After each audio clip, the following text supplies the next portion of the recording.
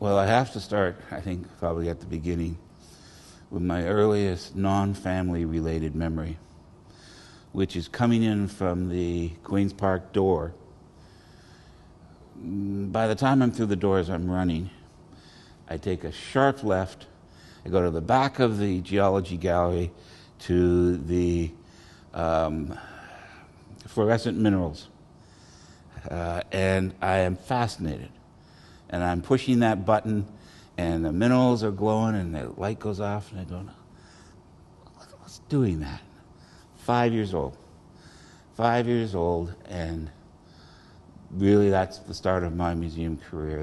That's when I said, I'm going to be coming here all my life. And I did.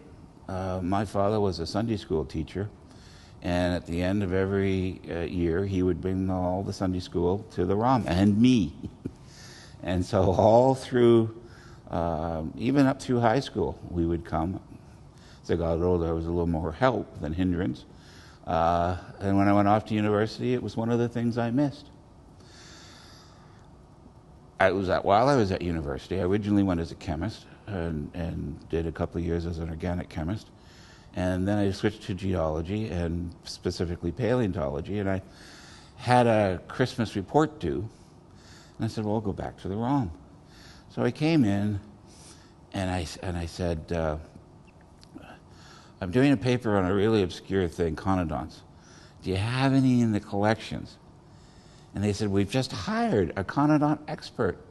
And they took me in to meet Peter von Bitter, who was quite German and Germanic and all. And he was very kind and shared his time with me, and I got a good mark on that paper. And so I applied for a summer job and got a summer job, which I wasn't particularly good at. But they gave it to me 2 years in a row, so it couldn't have been. In which department? Paleontology, working on conodonts.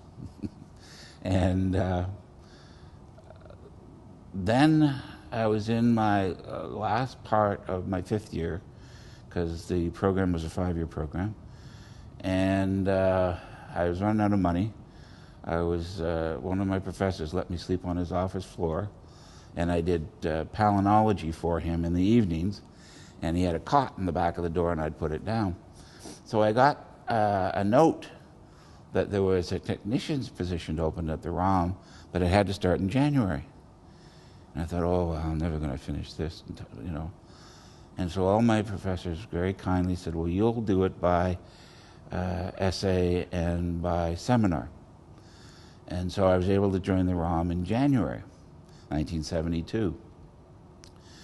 I think Peter was probably tired of me at that time. I still did a little bit of conodont, but Janet Waddington had me working on trying to digitize the records. And again, I was a bit of a handful for her because I'm dyslexic. I'm slightly dyslexic. I didn't know it at the time.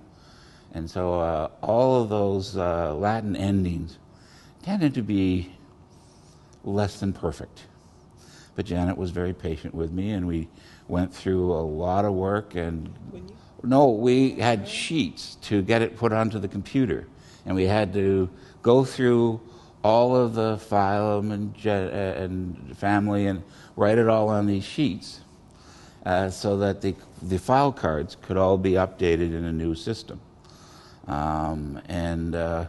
Janet was responsible for that, and she was an excellent collections manager.